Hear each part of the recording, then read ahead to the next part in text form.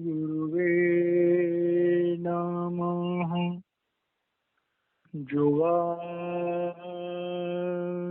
गुरुवे नमः। सतगुरुवे नमः। श्री गुरुदेव नमः।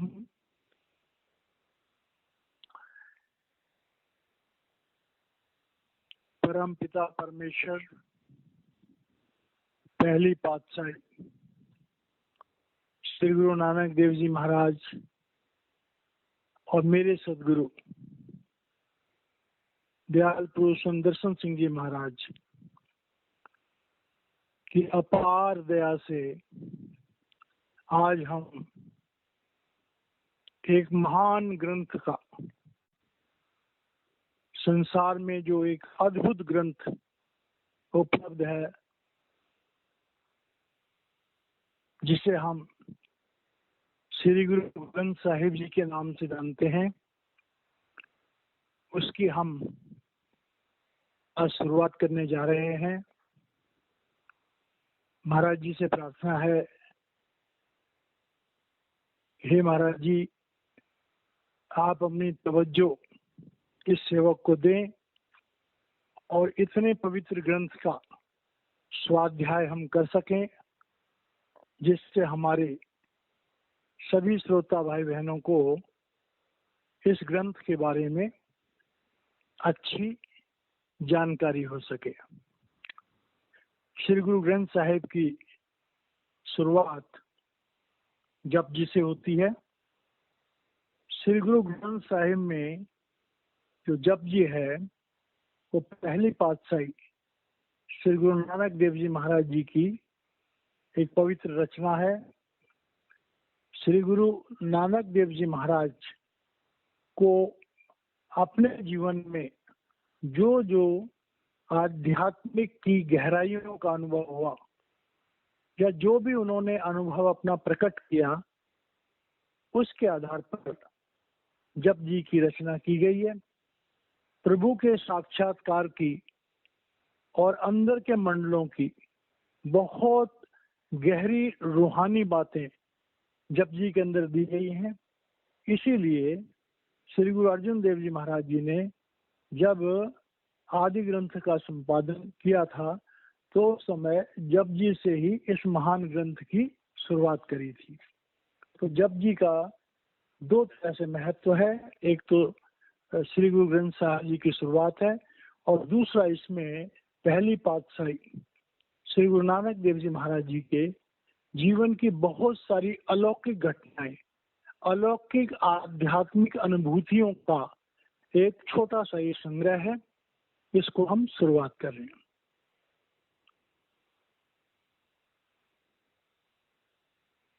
एक ओंकार सतनाम करता पुरख, निर्भव निर्वैर अकाल मूरत, अजूनी सैवं गुरु प्रसाद जप। अब ये जो रचना की शुरुआत है, ये गुरु मत का मूल मंत्र है।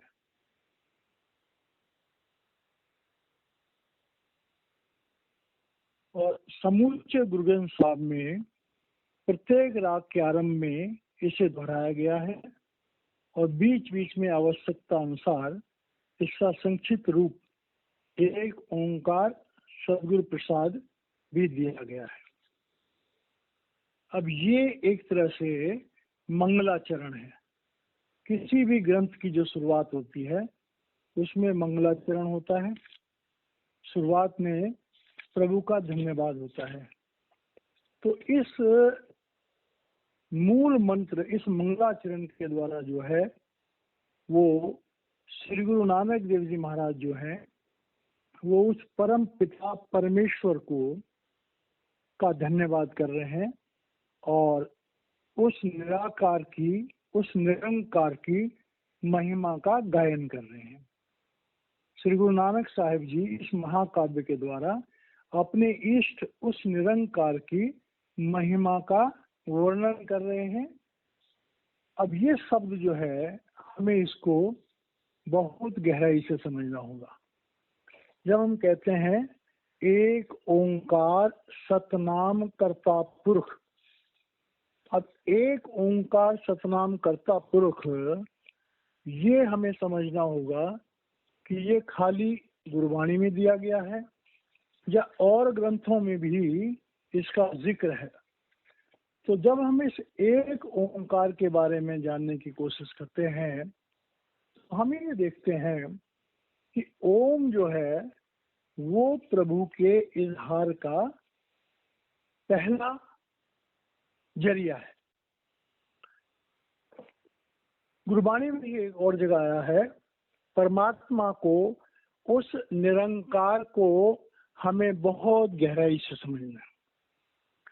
गुरबाणी में आता है कि काल अकाल खसम का चीना एह प्रपंच बधावन। परमात्मा को हम 3 रूपों में जान सकते हैं और जानना चाहिए। परमात्मा का जो पहला रूप है जिसे अनामी कहा गया है, जब परमात्मा न उसका कोई नाम था, न उसका कोई रूप था, न उसकी किसी को जानकारी थी, क्योंकि वो स्वयं था और कुछ था ही नहीं। महापुरुषों ने जिक्र किया है कि उस अनामी परमात्मा को न किसी ने देखा, इंसानों ने, न कोई देख पाएगा। सिर्फ जो इंसान सदगुरु पद पे होते हैं वही सचखंड से ऊपर जा सकते हैं। तो उसके विखान का कोई जिक्र नहीं है।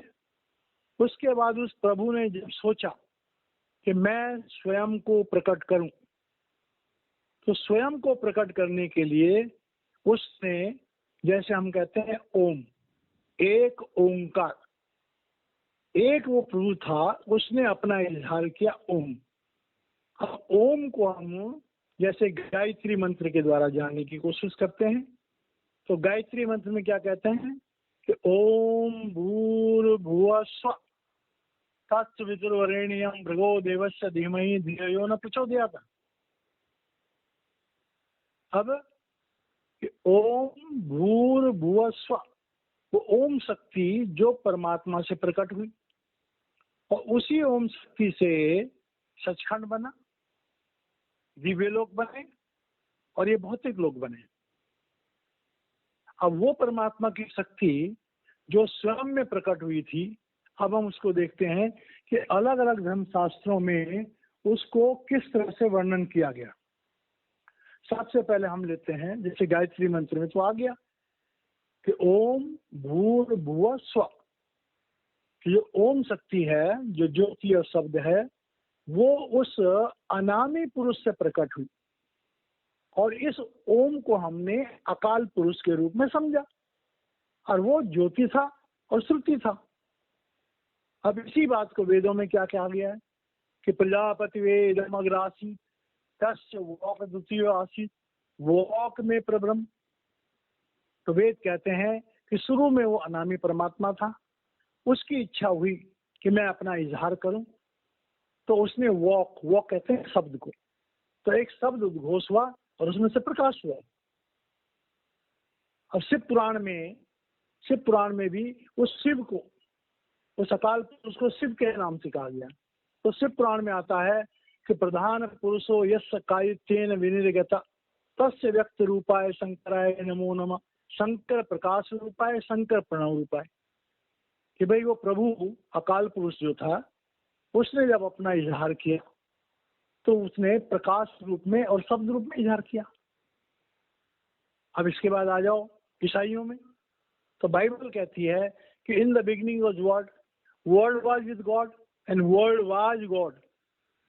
शुरू में परमात्मा था, परमात्मा शब्द रूप में प्रकट हुआ और शब्द से ही प्रकाश निकला, ईसाई लोग कहते हैं। अब आ जाओ मुसलमानों में, तो मुसलमानों की कुरान शरीफ कहती है कुन फयकुन, कुन कहते हैं शब्द को, कि वो परमात्मा शब्द रूप में प्रकट हुआ और उसने कहा हो जा और सब कुछ हो गया। अब इसी तरह से गुरबाणी में आगे आएगा कि शब्दे धरती शब्दे आकाश शब्दे शब्द भया प्रकाश सगली सृष्टि शब्द के पाछे नानक शब्द घटो घटाचे, कि शब्द से ही प्रकाश हुआ, शब्द से ही सब चीजें बनी। ये बात तो हो गई धर्म शास्त्रों की। अब धर्म स्थानों को देख लो। धर्म स्थानों में अगर हम मंदिरों में देखते हैं तो मंदिर जो है वो हमारे सर के नमूने में मंदिर बने हुए हैं। जैसे हमारा सर होता है उसी तरह से टोम बने हुए हैं। मंदिरों में क्या होता है, जोत जलती है, दिया जलता है और घंटी बजती है। अगर हम गुरुद्वारे में जाएं तो वहां भी जोत जलती है, अखंड कीर्तन होता है। अगर हम गिरजाघर में जाएं तो वहां भी घंटा बजता है और कैंडल जलती है। अगर हम मस्जिद में जाएं तो वहां भी दिया जलता है और वहां भी बांगी आसमानी होती है। तो सारे धर्म शास्त्र ये कह रहे हैं कि परमात्मा जब प्रकट हुआ था वो एक ओंकार जो था वो शब्द रूप में और प्रकाश रूप में प्रकट हुआ। संसार के समस्त धर्म स्थान उसके चिन्हों को धारण किए हुए हैं। तो ये बात हमारे लिए क्लियर हो गई कि प्रभु जब प्रकट हुआ तो वो ज्योति स्वरूप में और सत स्वरूप में प्रकट हुआ। एक ओंकार सत नाम, सत कहते हैं परमात्मा को, और परमात्मा कौन है? आज सच, जुगात सच, है भी सच, नानक खुशी भी सच। हमेशा रहने वाली अविनाशी ताकत जो है वो परमात्मा है। सत्य परमात्मा है। नाम, अब नाम जब बात आती है तो नाम उस परमात्मा के उस इजहार को जो ज्योति रूप में प्रकट हुआ और शब्द रूप में प्रकट हुआ उसको नाम कहते हैं। और नाम ही कर्ता पुरुष है, कर्ता पुरुष में क्रिएट करने वाला। अब आज के साइंस ने भी इस बात को क्लियर कर दिया है कि यह संसार बिग बैंग थ्योरी से हुआ, कि जब ये सृष्टि का उद्घोष हुआ होगा एक बहुत जोर से धमाका हुआ, उसमें ज्योति भी निकली और प्रकाश भी निकला। आज की साइंस ने एक्सपेरिमेंट करके इस बात को भी क्लियर कर दिया कि प्रकाश और शब्द से ही ये पूरा ब्रह्मांड रचा गया है। उसके उन्होंने एक्सपेरिमेंट कर लिए। तो हमारे सामने जो आया एक ओंकार सतनाम कर्ता पुरख, वो परमात्मा जो अनामी था, जब उसकी इच्छा हुई कि मैं स्वयं को प्रकट करूं तो उसने अपने आप को प्रकट करने के लिए एक जोर से उद्घोष हुआ, शब्द हुआ और उस शब्द में से प्रकाश निकला।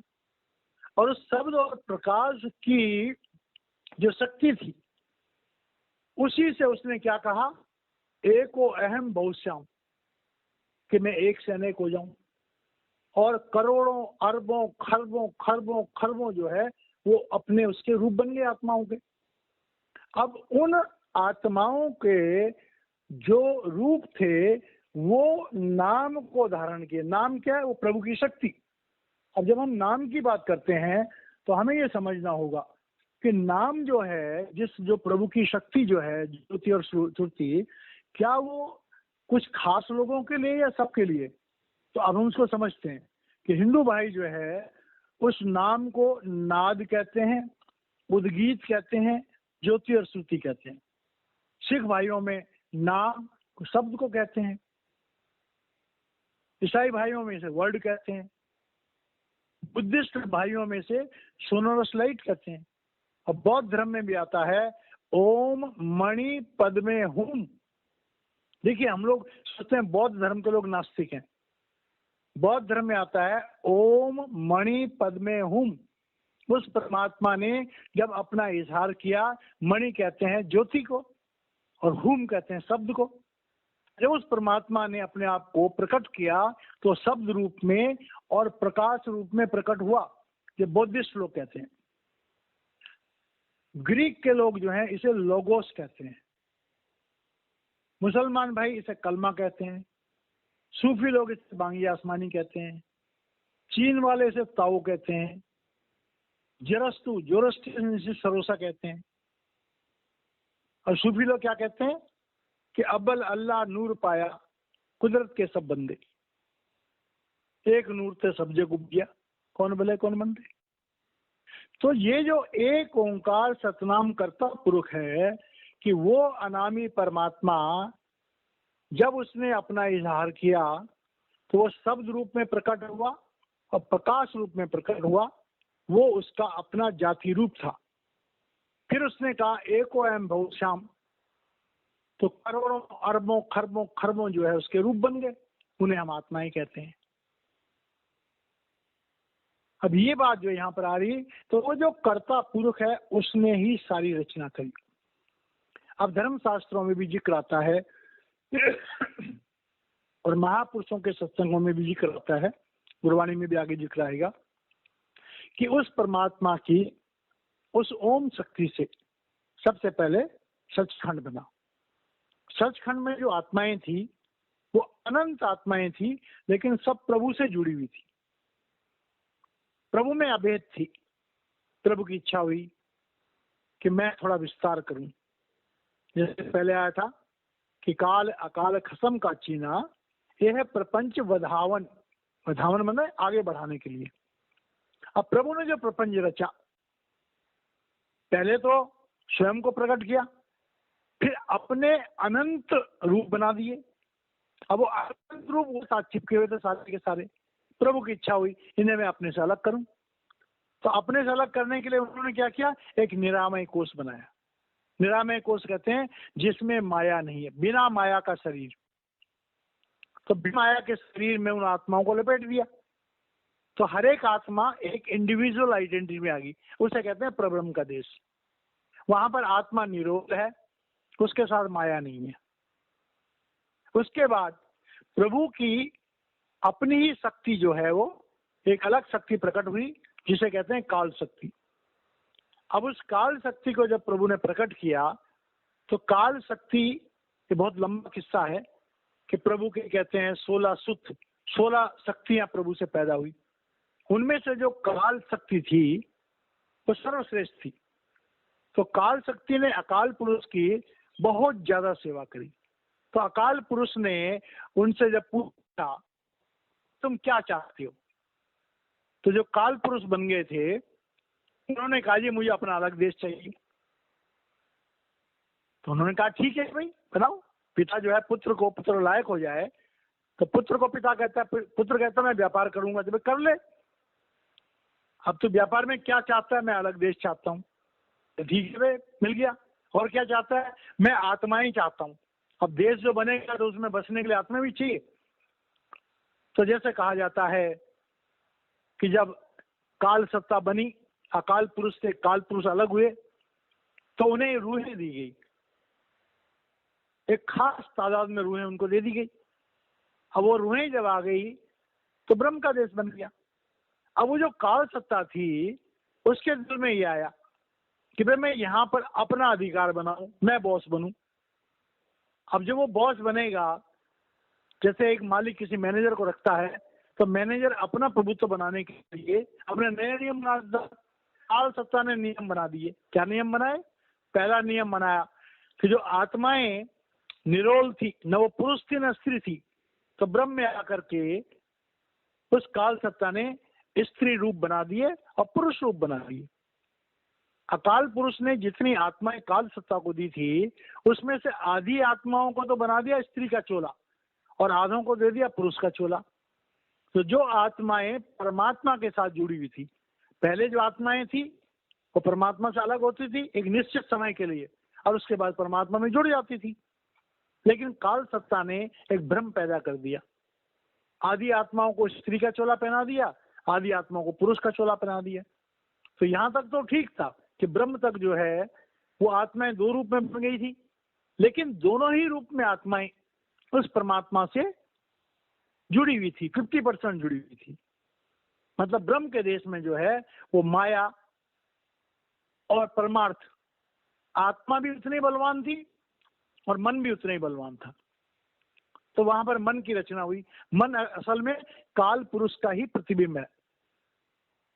आत्मा जो है अकाल पुरुष की रिप्रेजेंटेटिव है और मन काल पुरुष का रिप्रेजेंटेटिव है।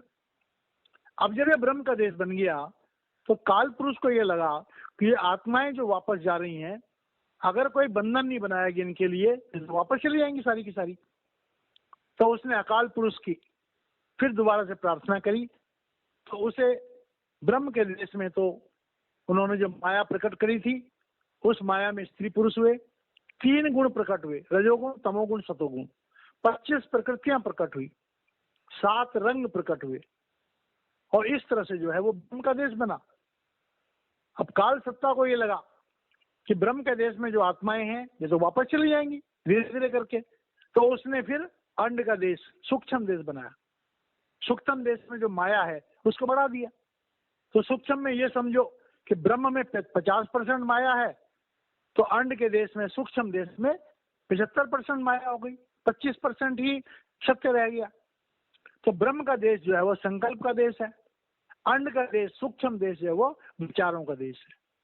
ये बहुत लंबी थ्योरी है, अभी हम इतना लंबा नहीं लेंगे, लेकिन अभी इतना ही जानते हैं कि ब्रह्म का देश संकल्प का देश है और अंड का देश विचारों का देश है। वहां विचारों के द्वारा हमारी तवज्जो ट्रेवल करती है, ब्रह्म में संकल्प के द्वारा हमारी तवज्जो ट्रेवल करती है। अब जब अंड का देश बन गया, 75% माया हो गई, 25% सत्य रह गया, काल को फिर भी सबर नहीं आया।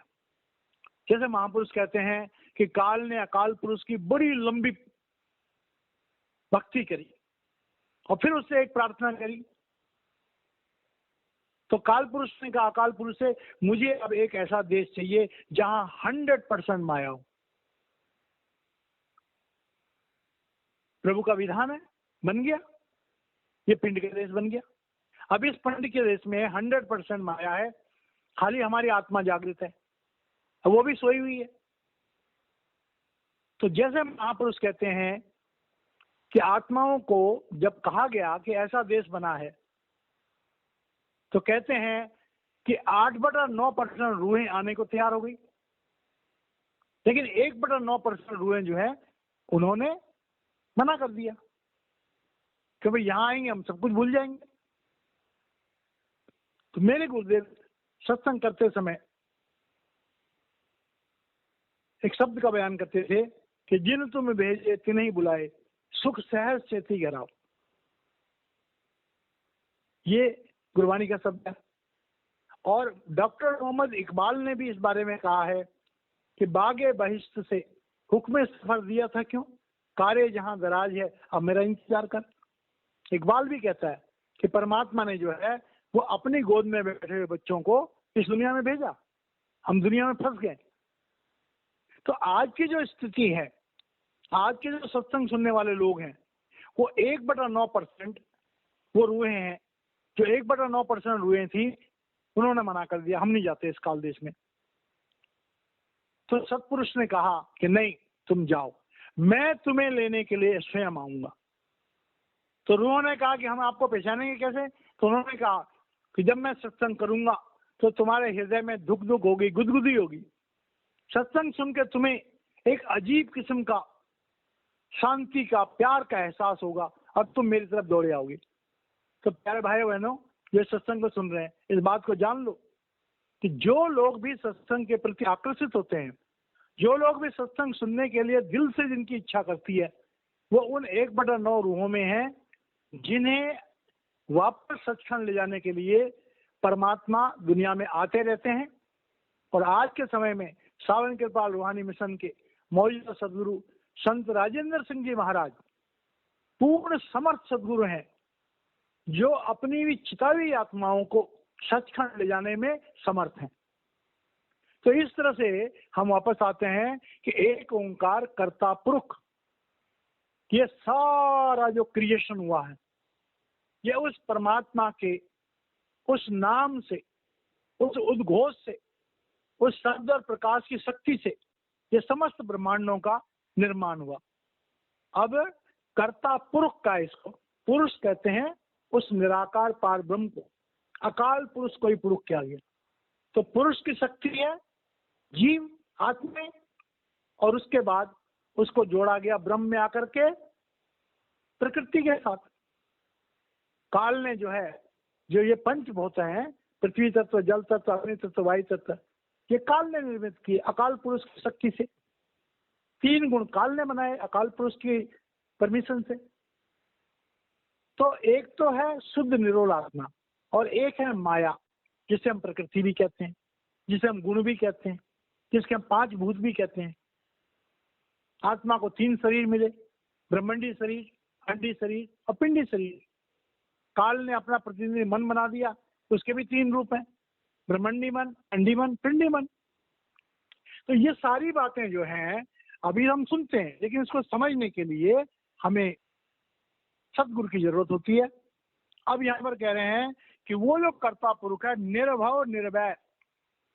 अब निर्भव कहते हैं भय किससे लगेगा? जो अपने से या तो श्रेष्ठ होगा या अज्ञान होगा। क्या तो अज्ञानता के कारण हमें भय लगता है या अपने से ताकतवर से भय लगता है? तो भैया परमात्मा स्वयं अकेला है, ना उससे कोई बड़ा है, अभी उससे कोई छोटा भी नहीं है, तो भय का सवाल ही पैदा नहीं। निर्वैर, वैर के लिए भी 2 आदमी चाहिए। अकेला किससे वैर करेगा? वैर करने के लिए 2 रूप होने चाहिए। तो ये निर्भाव जो भय और बैर है, ये तो इस पिंड के देश में है।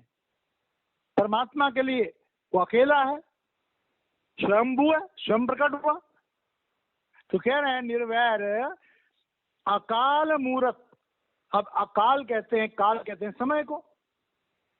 तो ये जो संसार बना, काल ने जब संसार बनाया तो टाइम एंड स्पेस, समय और आकार, आत्माओं के साथ जो प्रकृति बनी, माया बनी, उससे एक समय बना, समय निश्चित है, और एक आकार बना। अकाल पुरुष जो है वो तो टाइम एंड स्पेस से परे। तो कह रहे हैं अकाल मूरत, मूरत कहते हैं रूप को। तो रूप तो भाई वहां पर उसका शब्द और प्रकाश है। रूप की रचना जो है वो तो ब्रह्म के देश में आके बनी। तो वो परमात्मा अकाल मूरत, टाइम एंड स्पेस से परे है और उसका कोई रूप नहीं है, तो शब्द और प्रकाश के रूप में। अजूनी, अजूनी का मतलब होता है योनिया, योनिया का मतलब होता है 84 लाख योनिया। तो 84 लाख योनियों की असली रचना तो इस पिंड के देश में हुई। ब्रह्म के देश में जो आत्मा है वो शब्द और प्रकाश रूप है।